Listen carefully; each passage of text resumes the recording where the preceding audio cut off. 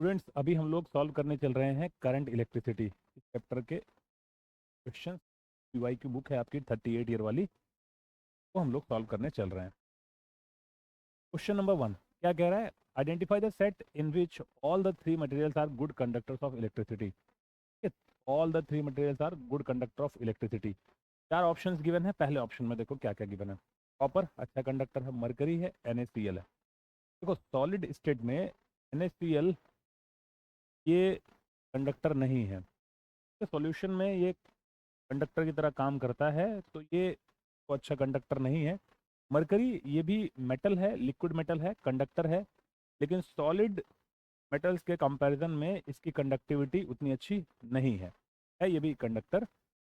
अब अगर यहाँ पर हम लोग दूसरे ऑप्शन में आते हैं, यहाँ पर देखो जर्मेनियम आ गया, सेमी कंडक्टर, साथ में ये मरकरी तो है ही, कॉपर के कंपैरिजन में कंडक्टिविटी उतनी अच्छी नहीं है।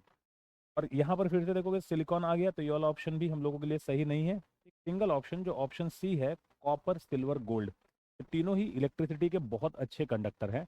ऑप्शन सी हम लोगों का करेक्ट आंसर है क्वेश्चन नंबर 1। क्वेश्चन नंबर 2 हम लोग देखते हैं। क्वेश्चन नंबर 2 में क्या कह रहे हैं? क्वेश्चन नंबर 2 में कह रहे हैं कि flow of 10 raise to the power 7 electrons per second. ध्यान रहे, पर सेकेंड कह रहे हैं। एक सेकेंड में 10 raise to the power 7 electrons का फ्लो हो रहा है इन ए कंडक्टिंग वायर, किसी कंडक्टिंग वायर में, कंस्टिट्यूट्स एक करंट ऑफ, चलो कितनी करंट फ्लो होगी इतने इलेक्ट्रॉन्स के फ्लो होने से। तो हम लोगों को गिवन क्या है? हम लोगों को गिवन है 10 raise to the power 7 electrons per second. बोले तो नंबर ऑफ, देखो electrons per second, number of charge particle per second, ये कितना गिवन है बेटा? हम लोगों को गिवन है 10 रेज टू द पावर 7 पर सेकेंड। ठीक है, इतना गिवन है। अब हम लोगों को पता है I इज इक्वल टू होता है rate of flow of charge Q upon T, और Q इज इक्वल टू होता है NE अपॉन में टी। अब N अपॉन टी हमको गिवन है 10 रेज टू द पावर 7, ये हम लोगों को गिवन है। और इलेक्ट्रॉन पे चार्ज, भाई अगर मैग्नीट्यूड की बात करें तो 1.6 into 10 raise to the power minus 19, यहाँ से minus 19 plus 7, 1.6 into 10 raise to the power minus 12, इतनी एम्पियर करंट फ्लो होगी 10 raise to the power 7 electrons per second flow होने से। क्लियर है? सिंपल फॉर्मूला बेस्ड क्वेश्चन, ज़्यादा कुछ इसमें करना नहीं था। नेक्स्ट क्वेश्चन हम लोग देखते हैं, क्वेश्चन नंबर 3। क्वेश्चन नंबर 3 में ये क्या कह रहे हैं? क्वेश्चन नंबर 3 में, चलो ये सर्किट हम लोगों को गिवन है। ठीक है, क्या कह रहे हैं क्वेश्चन पढ़ लेते हैं। The current passing through the battery in the given circuit is. ये जो सर्किट गिवन है, इसमें बैटरी से कितनी करंट फ्लो होगी ये हम लोगों को पता करना है। ठीक है, बैटरी से कितनी करंट निकलेगी। अब ये जो भी सर्किट डायग्राम हम लोगों को गिवन है, यहाँ पर देखा जाए तो 3 है, 5 है, 1.5 है, 2.5 है, यहाँ पर 6 है, 1/3 है, 5.5 और 1.5, ये 5 वोल्ट की यहाँ पर बैटरी है। तो देखो ये जो सर्किट इतना इसमें ऐड किया गया ना, इतना, ये ये है एक व्हीट स्टोन ब्रिज। एक व्हीट स्टोन ब्रिज आप लोगों को गिवन है। क्या गिवन है मैं बना दे रहा हूँ। व्हीट स्टोन ब्रिज, तो देखो यहाँ से ए से एफ तक ये तो शॉर्ट सर्किटिंग है, बोले तो पॉइंट एफ पॉइंट ए ये दोनों एक ही पॉइंट है। तरीके से पॉइंट सी और पॉइंट डी दोनों एक ही पॉइंट है, शॉर्ट सर्किटिंग हो रखी है, दोनों को एक जगह हम लोग कनेक्ट कर सकते हैं। इसके अकॉर्डिंग अगर हम लोग व्हीट स्टोन ब्रिज में कन्वर्ट करना चाहें तो ए और डी, चलो पॉइंट ए है, पॉइंट डी है। क्लियर है? ए से ये 3 ओम वाला कनेक्टेड है, और ये डी, हाँ डी ही है बेटा। ठीक है, तो ए इधर चला गया, एफ या ई, ए और एफ दोनों एक ही जगह है ना, तो इधर हो गया ई। तो ए ई इसके बीच में 3 ओम है, ये 3 ओम है बेटा। इसी तरीके से पॉइंट ई, ये तो बैटरी से कनेक्टेड है, इसको छोड़ दो, बैटरी से कनेक्टेड है। ई और डी के बीच में, ई और डी के बीच में यहाँ पर 1.5 ओम का एक रेजिस्टेंस है। ध्यान रहे डी और सी ये दोनों सेम पॉइंट है बेटा, है ना, सेम, दोनों का पोटेंशियल सेम है, हम लोग एक ही जगह इनको लिख दे रहे हैं। अब यहाँ पर देखो ए और बी के बीच में एक 5 ओम का रेजिस्टेंस है, बी, 5 ओम का रेजिस्टेंस है, और बी कहाँ जाकर के कनेक्ट हो रहा है? सी से कनेक्ट हो रहा है। सी और डी दोनों सेम ही है, सी जाकर के कनेक्ट हो रहा है सी से, ये 2.5 है, 2.5 ओम। अब देखा जाए ए और डी इसके बीच में एक 6 ओम है, ए और डी इसके बीच में एक ओम का रेजिस्टेंस है। देखो ये सर्किट गिवन है। अब इसमें देखा जाए पॉइंट ई ये बैटरी से कनेक्टेड है। ये जो पॉइंट ई है बेटा, यहाँ पर एक इन्होंने रेजिस्टेंस लगाया हुआ है 1/3 ओम का, तो यहाँ पर ये बैटरी लगा दी है। ठीक है, आगे जो पॉइंट बी है यहाँ से इन्होंने दो रेजिस्टेंस को कनेक्ट किया है, एक तो 1.5 ओम का है और एक 5.5 ओम का है, तो ला करके बैटरी के नेगेटिव टर्मिनल से कनेक्ट कर दिया है। अब अगर देखा जाए, देखो ये व्हीटस्टोन ब्रिज वाली सर्किट, अब इसमें भी ब्रिज बैलेंस है 3/5 P/Q इक्वल टू R/S 1.5/2.5। भाई इसको भी सॉल्व करोगे, 2 से ऊपर नीचे कैंसिल करोगे तो 1.5/2.5 इधर भी आ जाएगा, है ना, इधर भी वही आ जाएगा, इधर भी वही है। इसका मतलब ब्रिज बैलेंस है। अब बैलेंस ब्रिज है तो ये जो गैल्वेनोमीटर वाली आर्म में रेजिस्टेंस लगा हुआ है, इस रेजिस्टेंस में करंट फ्लो नहीं करेगी। इस रेजिस्टेंस से हमको कुछ लेना देना है नहीं, इस रेजिस्टेंस को हम लोग यहाँ से रिमूव कर देंगे। यहाँ से रिमूव करने के बाद बनेगा क्या, देखो 3 और 5 ये दोनों सीरीज में हो जाएंगे, हो गए 8, 1.5 2.5 ये दोनों सीरीज में हो जाएंगे, इधर हो गया 4। तो 8 और 4 ये कैसे हैं बेटा, पैरेलल में है, तो दोनों का मल्टीप्लीकेशन 8 × 4 करोगे 32 अपॉन में दोनों का एडिशन 8 × 4 8 + 4 करोगे 12 आ जाएगा। ये 16/6 या 8/3 आपका आ गया। ठीक है, ये पूरा का पूरा इतना ऐड करने पर हम लोगों को मिल रहा है 8/3 ओम। अब 8/3 के साथ 1/3 कैसे है, सीरीज में है, तो 8/3 + 1/3 9/3 बोले तो 3 हो गया, ये 3 हो गया, 5.5 और 1.5 6 और 7 हो गया, 7 और 3 हो गया 10 ओम। मतलब इस पूरे सर्किट का जो नेट रेजिस्टेंस है वो 10 ओम है। अब यहाँ बैटरी से करंट कितनी निकल रही है, ओम्स लॉ I = V/R हम लोग कर देंगे। 5 वोल्ट की बैटरी है, 10 ओम रेजिस्टेंस है, तो 1/2 बोले तो 0.5 एम्पियर की करंट इस सर्किट में फ्लो हो रही है। 0.5 एम्पियर, क्लियर है, 0.5 एम्पियर की करंट फ्लो हो रही है। नेक्स्ट क्वेश्चन हम लोग सॉल्व करने चल रहे हैं। फिलहाल ऑप्शंस देख लेते हैं, ये मैं इरेज कर दे रहा हूँ, बस इतनी बात दिमाग में रखनी है कि ये व्हीटस्टोन ब्रिज है। जैसे ये 6 को रिमूव कर देना, एक सिंपल सर्किट बन जाएगी। इजिली आप सीरीज पैरेलल कॉम्बिनेशन से नेट रेजिस्टेंस फाइंड कर लेना, बाद में ओम्स लॉ से आप करंट की वैल्यू फाइंड कर लेना। तो आ रही है वैल्यू क्या, 0.5 एम्पियर, 0.5 एम्पियर। ऑप्शन हम लोग देख लेते हैं, ऑप्शन डी हम लोगों का करेक्ट आंसर हो जाएगा। नेक्स्ट क्वेश्चन पे चलते हैं बेटा लोग। नेक्स्ट क्वेश्चन, चलो क्वेश्चन नंबर 4 में क्या कह रहे हैं, in an electrical circuit the voltage is measured as, चलो ये वोल्टेज की वैल्यू गिवन है बेटा इतना volt, and the current is measured as I = इतना एम्पियर। ये करंट की वैल्यू गिवन, क्लियर है, वोल्टेज की वैल्यू गिवन है, करंट की वैल्यू गिवन है, हम लोगों को फाइंड क्या करना है, the value of resistance is, resistance की वैल्यू क्या है वो हम लोग फाइंड करने चल रहे हैं। अब रेजिस्टेंस की वैल्यू हम लोगों को फाइंड करनी है, तो P = IR, और यहाँ से हम लोग R फाइंड करें तो क्या आ जाएगा, V/I, क्लियर है। देखो ये जो मीन एब्सोल्यूट एरर गिवन है दोनों की वैल्यूज में, के लिए हम लोग भाई अभी यहाँ पर क्या करना पड़ रहा है, डिवीजन करना पड़ रहा है ना। रेजिस्टेंस फाइंड करने के लिए वोल्टेज को करंट से डिवाइड करना पड़ रहा है। मल्टीप्लिकेशन और डिवीजन के केस में हम लोग फ्रैक्शनल एरर फाइंड करते हैं, तो फ्रैक्शनल एरर से फिर हम लोग एब्सोल्यूट एरर फाइंड करते हैं। तो पहले हम लोगों को फ्रैक्शनल एरर फाइंड करना रहेगा, लेकिन ट्रू वैल्यू या मीन वैल्यू फाइंड करने के लिए हम लोग ट्रू वैल्यू के साथ जो भी बेसिक कैलकुलेशंस हैं, जो भी अलजेब्रिक ऑपरेशंस हैं, एडिशन सब्ट्रैक्शन मल्टीप्लिकेशन डिवीजन, वो हम ट्रू वैल्यू के साथ करते हैं। तो वोल्टेज की ट्रू वैल्यु कितनी बेटा 200 और करंट की ट्रू वैल्यू कितनी है 20। यहाँ से अगर हम लोग रेजिस्टेंस की ट्रू वैल्यू फाइंड करने की कोशिश करें तो 200 अपॉन में 20, तो ये आ गया 10 ओम। देखो रेजिस्टेंस की ट्रू वैल्यू तो आ गई 10 ओम, कहने का मतलब हमारा जो आंसर होगा वो 10 तो पहले रहेगा ही, अब प्लस माइनस करने के बाद कुछ और ये जो एब्सोल्यूट एरर लिखनी है ये हम लोगों को लिखनी है। देखो 10 सब में गिवन है, तो ट्रू वैल्यू के साथ जो भी कैलकुलेशंस हैं, जो भी बेसिक अलजेब्रिक ऑपरेशंस हैं, हम वो करते हैं ट्रू वैल्यू के साथ। अब हम लोगों को ये एरर फाइंड करनी है कि एरर कितनी होगी, क्योंकि यहाँ पर हम लोग डिवाइड कर रहे हैं तो हम लोग फ्रैक्शनल एरर फाइंड करेंगे। फ्रैक्शनल एरर बोले तो delta R/R is equal two plus minus delta V/V plus delta I/I। अब यहाँ पर हम लोग देखें तो डेल्टा R आर की क्या वैल्यू बेटा, आर हम लोगों ने फाइंड की है वैल्यू 10, डेल्टा वी कितनी वैल्यू है 4, 4 वैल्यू है, और वी की वैल्यू क्या है 200, प्लस डेल्टा आई की वैल्यू क्या है 0.2, और आई की वैल्यू क्या है 20। चलो देखो, तो इसको सॉल्व करेंगे 4/200, 4/2 बोले तो 2, और 10 raise to the power -2, 2 into 10 raise to the power -2 बोले तो 0.02 प्लस माइनस 0.02। इसको आगे सॉल्व करने पर, इसको सॉल्व करेंगे तो ये भी 10 raise to the power -2, 1 into 10 raise to the power -2 बोले तो 0.01 आ गया। क्लियर है।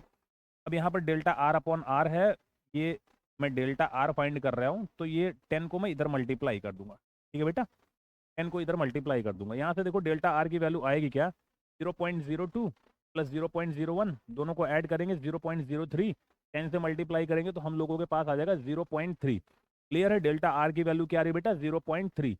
तो आर की ट्रू वैल्यू आ रही है 10 ओम, और उसमें जो एब्सोल्यूट एरर है वो आ रहा है 0.3 ओम। तो यहाँ पर मैं प्लस माइनस 0.3 कर दे रहा हूँ। इसके अकॉर्डिंग ऑप्शन जो भी करेक्ट है वो आप देख सकते हो। इसके अकॉर्डिंग ऑप्शन हम लोगों का बी करेक्ट आंसर हो जाएगा। क्लियर बेटा, ऑप्शन बी करेक्ट आंसर हो जाएगा। अब यहाँ पर दिया गया फिलहाल हम लोग को करना है क्या भाई, ये तो एक एरर वाले चैप्टर का क्वेश्चन है। ठीक है, यूनिट डायमेंशन मेजरमेंट वहीं का क्वेश्चन है, कुछ ज़्यादा खास नहीं है। Certain wire A has resistance 81 ओम। चलो भैया कितना है 81 ओम रेजिस्टेंस है, कोई वायर है A. Resistance of another wire B of same material. ध्यान रहे बेटा, सेम मटेरियल, सेम मटेरियल कहने का मतलब क्या हो गया, रजिस्टिविटी सेम है दोनों की, रजिस्टिविटी दोनों की सेम है, रो की वैल्यू दोनों के लिए सेम है, एंड इक्वल लेंथ। चलो भैया लेंथ भी ये सेम कर दे रहे हैं, लेंथ इन्होंने सेम कर दी, but of diameter thrice the diameter of A. लेकिन इसका जो डायमीटर वो 3 गुना है, ए वाले के डायमीटर का 3 गुना है। क्लियर है। तो हमको करना है क्या है, resistance of another wire B. चलो ठीक है, बी वाले रेजिस्टेंस, बी वाले वायर का रेजिस्टेंस पूछ रहे हैं। देखो रेजिस्टेंस का फॉर्मूला क्या होता है बेटा, रेजिस्टेंस है रो एल अपॉन ए। अब इस फॉर्मूला से अगर हम लोग इस क्वेश्चन को सॉल्व करना शुरू करें तो हमको देखो यहाँ पर देखने को क्या मिल रहा है, इन्होंने बता दिया कि भैया सेम मटेरियल है और इक्वल लेंथ है। तो सेम मटेरियल है तो रो की वैल्यू सेम हो गई, एल की वैल्यू सेम हो गई, ये दोनों वैल्यू सेम हो गई ना दोनों वायर्स के लिए। इनको हटा दो तो हमको मिला क्या, are is proportional to 1/a। ये रिलेशन हमारा बन जा रहा है। तो इस पर अगर हम लोग सॉल्व करेंगे तो हम लोगों को मिलेगा क्या, resistance of A upon resistance of B equal to area of B upon area of A. कुछ ये रिलेशन हम लोगों को मिल जाएगा। अब रेजिस्टेंस ऑफ ए हम लोगों को गिवन है 81, तो आर ए के प्लेस पर मैं 81 पुट कर दे रहा हूँ। रेजिस्टेंस ऑफ बी हम लोगों को फाइंड करना है। अब देखो एरिया बी वाले का क्या कह रहे हैं, देखो डायमीटर थ्राइस है, ध्यान रहे बेटा डायमीटर गिवन है, डायमीटर क्लियर है। एरिया बोले तो पाई आर स्क्वायर, डायमीटर का आधा क्या हो जाएगा, रेडियस हो जाएगी। डायमीटर थ्राइस है, इसका मतलब जो रेडियस है वो भी तो 3 गुना है ना, रेडियस भी 3 गुना है। तो हम लोगों को करना है क्या भाई, क्रॉस सेक्शनल एरिया निकालने के लिए हम लोग करते हैं पाई आर स्क्वायर। तो यहाँ पे जब हम लोग एरिया पुट करेंगे तो पाई जो बी वाले की रेडियस है हम लोग क्या करेंगे, इसका स्क्वायर कर देंगे। इसी तरीके से नीचे पाई और जो ए वाले की रेडियस है उसका हम लोग स्क्वायर कर देंगे। पाई से पाई तो कैंसिल हो जाएगा बेटा, आर बी का स्क्वायर, देखो ये 3 गुना है, इसका आर ए का 3 गुना है। अगर मैं यहाँ पर आर पुट करता हूँ तो मुझे यहाँ पर 3r पुट करना पड़ेगा। ठीक है, आर पुट करेंगे तो आर स्क्वायर हो जाएगा, 3r पुट करेंगे तो 3r का स्क्वायर करेंगे तो 9r स्क्वायर हो जाएगा। 9r square upon R square cancel, यहाँ पे आ जाएगा 9। तो मैं सीधे इस पूरे की वैल्यू यहाँ पर 9 लिख दे रहा हूँ। मैंने यहाँ पर पूरा एक्सप्लेन कर दिया है, फिर भी अगर नहीं समझ में आ रहा मैं एक बार लिख दे रहा हूँ बेटा लोग। रेडियस ये थ्राइस है तो 3 गुने का हम लोग स्क्वायर कर देंगे, 9 आ जाएगा, R square upon R square cancel हो जाएगा। यहीं से जब हम लोग आर बी निकालेंगे तो 81/9 आ जाएगा बेटा, बोले तो 9 ओम आंसर आ जाएगा। ठीक है, 9 ओम आंसर आ जाएगा। मेन देखो ये है, सिर्फ इतनी सी बात फॉर्मूले में, भैया रो की वैल्यू और एल की वैल्यू सेम है तो इन्वर्सली प्रोपोर्शनल हो जाएगा क्रॉस सेक्शनल एरिया के। बाकी बेसिक कैलकुलेशन है, ज़्यादा कुछ इसमें खास है नहीं। क्लियर है। क्वेश्चन नंबर 5, क्वेश्चन नंबर 6 की तरफ हम लोग चल रहे हैं, इसको मैं इरेज कर दे रहा हूँ। क्वेश्चन नंबर 6 इसको मैं इरेज कर रहा हूँ बेटा लोग। 38 ईयर वाली MTG या किसी भी पब्लिकेशन की आपके पास बुक है PYQ वाली, उसमें आप लोग देख लेना क्वेश्चन। यहाँ पर बेटा ये 9 है, ठीक है, ये इन्होंने टाइप नहीं किया हुआ, सॉरी टाइपिंग मिस्टेक है यहाँ पर 9 ओम आप लोग कर लेना, ठीक। क्वेश्चन नंबर 6 में क्या कह रहे हैं, the magnitude and direction of current in the following circuit is. चलो, सर्किट में हम लोगों को करंट का मैग्नीट्यूड और डायरेक्शन दोनों चीज़ें बतानी है। देखो यहाँ पर जो ध्यान देने वाली बात है वो इन दोनों सेल के कॉम्बिनेशन पर ध्यान देना है। अगर हम लोग सीरीज में कुछ इस तरीके से कनेक्ट करते हैं, plus minus plus minus plus minus, ठीक है, तो क्या करते हैं, ईएमएफ्स को ऐड कर देते हैं। सपोज ये 1 वोल्ट है, 2 वोल्ट है, 3 वोल्ट है, ऐसे एग्जाम्पल के तौर पर। तो plus minus plus minus plus minus इस तरीके से अगर हम लोगों ने सेल के टर्मिनल्स को कनेक्ट किया है, ये सारा का सारा ईएमएफ ऐड कर लिया जाता है बेटा। तो 32516 वोल्ट ये हो जाएगा। लेकिन अगर ये सीक्वेंस डिस्टर्ब होता है, प्लस माइनस, यहाँ पर माइनस प्लस कर दिए, दोनों का माइनस माइनस कनेक्ट कर दिए, इस केस में क्या होगा, जो ज़्यादा वाला ईएमएफ होगा उसमें से कम वाले ईएमएफ को सब्ट्रैक्ट करना पड़ेगा। क्लियर है, दोनों नेगेटिव टर्मिनल्स एक साथ कनेक्ट हो जाएं या दोनों पॉजिटिव टर्मिनल्स एक साथ कनेक्ट हो जाएं। इस केस में हम लोग क्या करते हैं, इस केस में ज़्यादा ईएमएफ वाले में से कम ईएमएफ वाले, जो भी कम ईएमएफ है उसको हम लोग घटा देते हैं, ठीक है। तो इधर 10 वोल्ट है, इधर 5 वोल्ट है, ये इसका मैग्नीट्यूड ज़्यादा है, तो इस 10 वोल्ट में से इस 5 वोल्ट को सब्ट्रैक्ट कर देंगे। क्यों सब्ट्रैक्ट कर देंगे, क्योंकि दोनों का पॉजिटिव टर्मिनल एक साथ कनेक्ट हुआ है। तो हम लोगों के पास जो नेट ईएमएफ बचेगा वो 5 वोल्ट बच जाएगा। क्लियर है, 5 वोल्ट बच जाएगा। अब बड़ा वाला ईएमएफ कौन सा है, बड़ा वाला ईएमएफ है 10 वोल्ट। तो इसका पॉजिटिव टर्मिनल किधर है बेटा, इसका पॉजिटिव टर्मिनल राइट साइड है, तो इधर से ही करंट निकलेगी। तो करंट की डायरेक्शन तो भाई ए से बी की तरफ हो जाएगी, ठीक है, करंट की डायरेक्शन हो जाएगी ए से बी की तरफ। इसका मैग्नीट्यूड कितना होगा, तो इन दोनों को ऐड कर लेने पर ईएमएफ कितना आ गया बेटा, ईएमएफ आ गया 5 वोल्ट। बाकी नेट रेजिस्टेंस कितना है वो हम लोग देख लेते हैं। सारा का सारा रेजिस्टेंस यहाँ पर सीरीज में कनेक्टेड है, तो 2 + 7 9, 9 + 1 10। सर्किट में 10 ओम का रेजिस्टेंस है और हम लोगों के पास नेट ईएमएफ है 5 वोल्ट के अकॉर्डिंग। अगर हम लोग करंट फाइंड करना चाहें तो I = V/R, 5 वोल्ट अपॉन में 10 ओम का रेजिस्टेंस है, बोले तो 1/2 यहाँ पर आ जाएगा। 1/2 बोले तो 0.5 एम्पियर की करंट आ रही है। और डायरेक्शन क्या है बेटा, ये डायरेक्शन है, बोले तो ए से बी की तरफ, ए से बी की तरफ करंट जाएगी और 0.5 एम्पियर की करंट जाएगी। ऑप्शंस, लास्ट वाला ऑप्शन हम लोगों का आंसर हो जाएगा। लास्ट वाला ऑप्शन आंसर हो जाएगा बेटा। 0.5 एम्पियर की करंट है और किधर जा रही है, ए से बी की तरफ। क्लियर। नेक्स्ट क्वेश्चन हम लोग देख लेते हैं, क्वेश्चन नंबर 7। क्वेश्चन नंबर 7 में क्या कह रहा है, ये हम लोगों को एक वायर गिवन है, the resistance of a wire is R ohm है। कितना रेजिस्टेंस है, if it is melted and stretch to n times, कितना कर दिया गया बेटा, n गुना इसकी लंबाई बढ़ा दी गई, इट्स ओरिजिनल लेंथ, ठीक है, to n times its original length. Original length का n टाइम्स कर दिया गया, its new resistance will be, नया रेजिस्टेंस क्या होगा। देखो स्ट्रेचिंग ऑफ वायर बहुत डिटेल में हम लोगों ने क्लास में पढ़ा हुआ है। स्ट्रेचिंग ऑफ वायर सिर्फ लेंथ की इंफॉर्मेशन गिवन हो, सिर्फ क्रॉस सेक्शनल एरिया की इंफॉर्मेशन गिवन हो, रेडियस की इंफॉर्मेशन गिवन हो, डायमीटर की इंफॉर्मेशन गिवन हो, या परसेंटेज में बताएं भैया इतनी परसेंट लेंथ चेंज हो रही है, उस केस में नया रेजिस्टेंस क्या हो जाएगा। फिलहाल ये फॉर्मूला देखो, R1/R2 before stretching after stretching, resistance दोनों, before stretching the wire after stretching the wire. क्योंकि रेजिस्टेंस देखो है क्या, रेजिस्टेंस है R = ρL/A। तो रो तो भाई चेंज होगा नहीं स्ट्रेच करने पर, स्ट्रेच करने पर मटेरियल तो बदलेगा नहीं, तो हमको L/A से मतलब होता है। डायरेक्ट रिलेशन है L के साथ, इनवर्स रिलेशन है एरिया के साथ। तो R1/R2 करेंगे तो ये हम लोगों को मिल जाएगा L1/L2 इंटू A2/A1। क्लियर है। अगर सिर्फ लेंथ की इंफॉर्मेशन गिवन है तो ये हो जाता है L1/L2 का होल स्क्वायर। कैसा हो जाता है, L1/L2 का होल स्क्वायर। क्यों हो जाता है, सारी एक्सप्लेनेशन क्लास में है। फिलहाल अभी का काम है फॉर्मूला याद करना।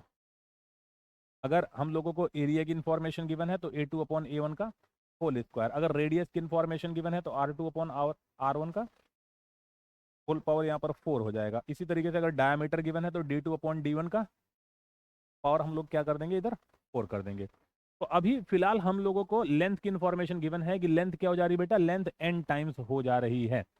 तो सिर्फ लेंथ की इंफॉर्मेशन गिवन है, सिर्फ लेंथ की इंफॉर्मेशन से हम ये वाला फॉर्मूला यूज कर ले रहे हैं। शुरू में before stretching the wire R1 की वैल्यू है R, R2 हम लोगों को फाइंड करनी है वैल्यू, तो L1 शुरू में तो इतना ही है, फाइनली खींच करके क्या कर रहे हैं, लंबाई n गुना कर दे रहे हैं, तो L2 के प्लेस पर n L1 पुट कर दे रहे हैं, L1 L1 कैंसिल हो जाएगा, n स्क्वायर यहाँ जा करके मल्टीप्लाई होगा और हम लोगों को R2 की वैल्यू मिल जाएगी n square R।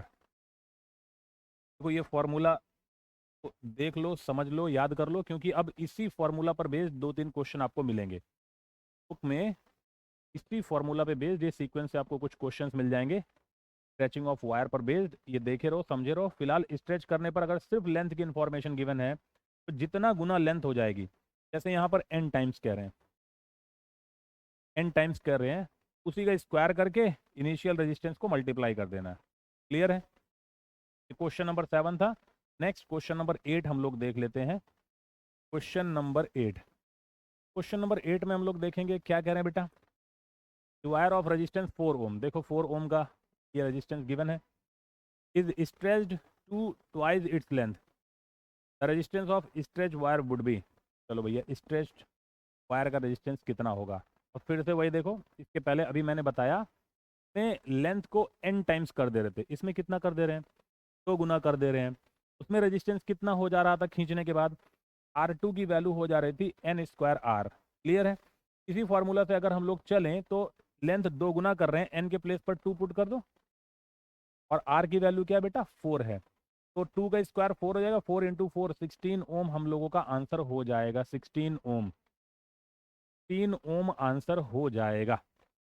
Next question, question number 9 हम लोग देखते हैं। क्वेश्चन नंबर 9, क्वेश्चन नंबर 9 के अकॉर्डिंग चलो भैया देखा जाए क्या कह रहे हैं। देखो इसमें क्वेश्चन नंबर 9 में यहाँ पर कह रहे हैं स्ट्रेच कर दे रहे हैं कितना, 10% इंक्रीज कर दे रहे हैं लेंथ को। ठीक है, wire is of a certain material is stretch slowly by 10%, its new resistance and specific resistance become respectively. ध्यान रहे, देखो स्पेसिफिक रेजिस्टेंस की बात कर रहे हैं, तो रजिस्टिविटी होती है बेटा रो, तो रजिस्टिविटी होती है मटेरियल की, को हम लोग स्पेसिफिक रेजिस्टेंस बोलते हैं, स्पेसिफिक रेजिस्टेंस। ठीक है, स्पेसिफिक रेजिस्टेंस। अब देखो स्पेसिफिक रेजिस्टेंस भाई, वायर को हम लोग स्ट्रेच करेंगे, स्ट्रेच करने पर उसका मटेरियल तो चेंज होगा नहीं। क्लियर है? मटेरियल नहीं चेंज होगा स्ट्रेच करने पर, इसका मतलब रजिस्टिविटी पर या स्पेसिफिक रेजिस्टेंस पर कोई फर्क नहीं पड़ेगा, वो नहीं चेंज होगा। भाई आयरन की मान लो हमारे पास आयरन का कोई वायर है या कोई कंडक्टर है, उसको पकड़ करके खींच दो, कॉपर का थोड़ी बन जाएगा, गोल्ड का थोड़ी बन जाएगा, मटेरियल नहीं चेंज होने वाला। ठीक है, तो यहाँ पर हम लोगों से देखो ऑप्शंस में क्या कह रहे हैं, पहले ऑप्शन में कह रहे हैं कि both remain the same.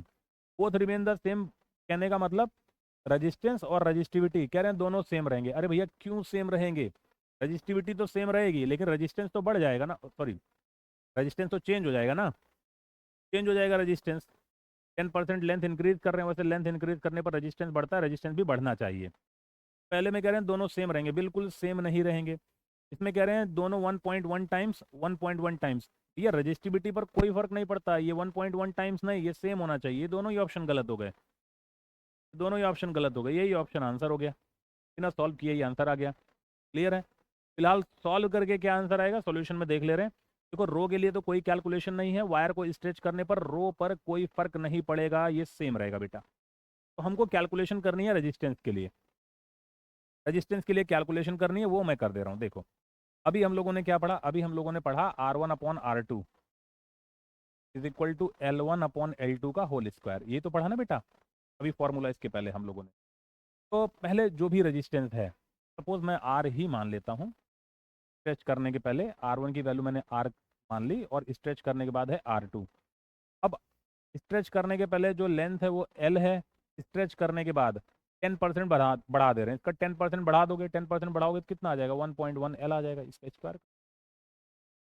L से L कैंसिल, 1.1 बोले तो 11 का स्क्वायर 121 होता है, और 2 प्लेसेस पे डेसिमल 1.21, तो R/R2 यहाँ से क्या आ गया बेटा 1/1.21, क्रॉस मल्टीप्लीकेशन कर दो यहीं से, देखो R2 is equal to 1.21 R, जो नया रेजिस्टेंस है वो 1.21 टाइम्स हो जाएगा, 1.21 टाइम्स। क्लियर है? Question number 9। नेक्स्ट हम लोग क्वेश्चन नंबर 10 देख लेते हैं। क्वेश्चन नंबर 10, क्वेश्चन नंबर 10 में क्या कह रहे हैं, पहले क्वेश्चन पढ़ लेते हैं, बाद में ऑप्शन हम लोग पढ़ लेंगे। The electric resistance of a certain wire of iron is R. चलो भैया, रेजिस्टेंस कितना है? आर है। If its length and radius are both doubled, क्या क्या बेटा? लेंथ को भी डबल कर रहे हैं और रेडियस को भी डबल कर रहे हैं, देन। तो रेजिस्टेंस पूछ रहे हैं, स्पेसिफिक रेजिस्टेंस पूछ रहे हैं। देखो हर ऑप्शन में यही कह रहे हैं, तो ध्यान रहे स्पेसिफिक रेजिस्टेंस पे तो कोई फर्क नहीं पड़ेगा, तो रो की वैल्यू तो सेम होने चाहिए। क्या क्या डबल कर रहे हैं? लेंथ डबल कर रहे हैं और रेडियस डबल कर रहे हैं, ठीक है? लेंथ और रेडियस दोनों डबल कर रहे हैं। ध्यान रखना बेटा, ये सेम रहेगा या कांस्टेंट रहेगा, इस पर कोई फर्क नहीं पड़ने वाला रो पर। आगे रेजिस्टेंस की वैल्यू क्या है? R1/R2 is equal to L1/L2 into A2/A1। हमको एरिया ना दे करके यहाँ पर रेडियस की बात कर रहे हैं, तो रेडियस के टर्म्स में क्या हो जाएगा?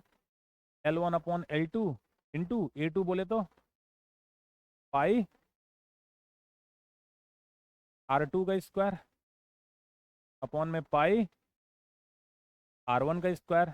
यहाँ से आ गया R1/R2, ठीक है? क्या आ गया बेटा? R1/R2। तो पाई से पाई तो कैंसिल हो जाएगा। अब क्या कर रहे हैं? दोनों चीज़ों को डबल कर दे रहे हैं, लेंथ को भी डबल कर रहे हैं, रेडियस को भी डबल कर रहे हैं। तो 1 ये हम लोग ले रहे हैं बिफोर स्ट्रेचिंग द वायर, और ये 2 ये बेटा आफ्टर स्ट्रेचिंग द वायर। तो स्ट्रेच करने के पहले अगर लेंथ L है, यहाँ से देखो मैं कलर चेंज कर लेता हूँ बेटा। देखो R1 हमने मान लिया भैया शुरू शुरू में रेजिस्टेंस R है, वायर स्ट्रेच करने से पहले। स्ट्रेच करने के बाद क्या होगा? देखो स्ट्रेच कर रहे हैं कि चेंज कर रहे हैं वैसे ही? अच्छा, बोथ आर डबल, चलो ठीक है, स्ट्रेचिंग कुछ वैसा नहीं दिया, डबल कर रहे हैं। तो शुरू शुरू में लेंथ जो भी थी हमने L मान ली, बाद में लेंथ क्या हो जा रही है? डबल हो जा रही है, तो बाद वाली लेंथ ये मैंने पुट कर दिया 2L। R2 R2 का स्क्वायर, देखो R2 कितना का भाई? रेडियस को भी इन्होंने डबल कर दिया, डबल का स्क्वायर करना है। अगर R1 की वैल्यू R है शुरू शुरू में, बाद में क्या हो जाएगा? 2R²। 2R² करेंगे बेटा तो 4R² आ जाएगा। 2R का जब स्क्वायर करेंगे क्या आ जाएगा? 4R² आ जाएगा। देखो R² से R² कैंसिल, L से L कैंसिल, 4/2 बोले तो 2 हो जाएगा। 4/2 बोले तो 2 हो जाएगा। तो यहाँ से जब हम लोग R2 फाइंड करेंगे तो आएगा क्या? ये आ जाएगा R/2। R/2 बोले तो जो रजिस्टेंस था वो इनिशियल वैल्यू जो भी थी उसका हाफ, मौके पर क्या हो जाएगा? रेजिस्टेंस हाफ हो जाएगा, ठीक है? उसकी वैल्यू हाफ हो जाएगी। तो रजिस्टिविटी रहने वाली है सेम और रेजिस्टेंस हो जाएगा हाफ। इसके अकॉर्डिंग जो ऑप्शन करेक्ट हो वो हम लोगों का आंसर हो जाएगा। पहले हम लोग ऑप्शंस देख लेते हैं, ऑप्शंस देख लेते हैं बेटा। पहले वाले में क्या करें? Resistance will B doubled and specific resistance will be halved. देखो स्पेसिफिक रेजिस्टेंस पे तो कोई फर्क पड़ेगा नहीं, वैसे रेजिस्टेंस हम लोगों का डबल नहीं हो रहा है, रेजिस्टेंस हाफ हो रहा है बेटा। दूसरे में क्या करें? Resistance will be halved and specific resistance will remain unchanged, ये सही ऑप्शन है। ऑप्शन सी क्या कह रहे हैं? Resistance will be halved and the specific resistance will B doubled. Specific resistance पर कोई फर्क नहीं पड़ेगा बेटा। डी वाला ऑप्शन क्या कह रहा है?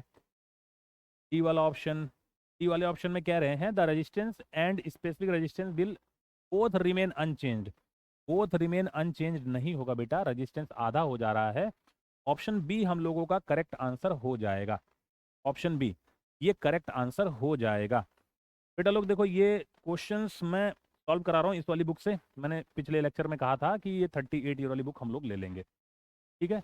कोई ज़रूरी नहीं है MTG पब्लिकेशन की ही लेनी है, किसी भी पब्लिकेशन की बुक आप ले लो, PYQ जिसमें क्वेश्चंस हो प्रीवियस ईयर वाले, कोई भी आप पब्लिकेशन की बुक ले सकते हो। बस ये होगा कि अगर इसी पब्लिकेशन से आप सॉल्व करोगे तो ये क्वेश्चंस का जो नंबर है, सपोज मैंने क्वेश्चन नंबर 10 सॉल्व किया तो आपको भी 10 मिल जाएगा। हो सकता है अदर पब्लिकेशन में ये नंबरिंग आगे पीछे हो, उससे कोई इशू नहीं है, आपको थोड़ा सा मेहनत करनी पड़ेगी, क्वेश्चन ढूंढना पड़ेगा। बाकी अगर ये बुक है तब तो आपको लाइन से क्वेश्चंस मिल जाएंगे। तो करंट इलेक्ट्रिसिटी हम लोग सॉल्व कर रहे हैं, एक बार फॉर्मूला आप लोग रिवाइज कर लो, क्वेश्चन सॉल्व करते रहो, जितनी प्रैक्टिस करोगे उतना अच्छा है।